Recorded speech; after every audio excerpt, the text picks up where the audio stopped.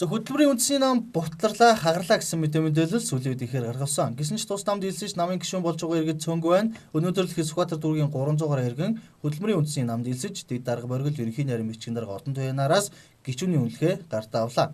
Хөтөлбөрийн үндэсний намын талаар гарч буй мэдээллийн тухайд иргэд ирэх хэрэгч болон улс төрийн хүчнүүдийн бохир өрсөлдөөн тус намын лидер улс төрчдийг намнах Башир аргыг хэрэглэж байна гэдгийг тус намын зүгээс илэрхийлж байгаамаа. Ойролцоогоор 200 орчим залуучууд шинээр гишүүн хэлслээ. Янз янзын ажил мэргэжлийн дөөрийн дуучин, балиачин, инженер, эдийн засгч, хуульчид гэсэн маш олон төрлийн залуучууд шинээр манай хөтөлбөрийн үндэсний намын нэгнийг өргөтгөж байна. Тэгээд 16 оны 6 сард болох улсын их хурл болоод шат шатны орон нутгийн сонгуульд хөтөлбөрийн үндэсний нам өөрийн олон төлөөлөлтөд оролцох нэ.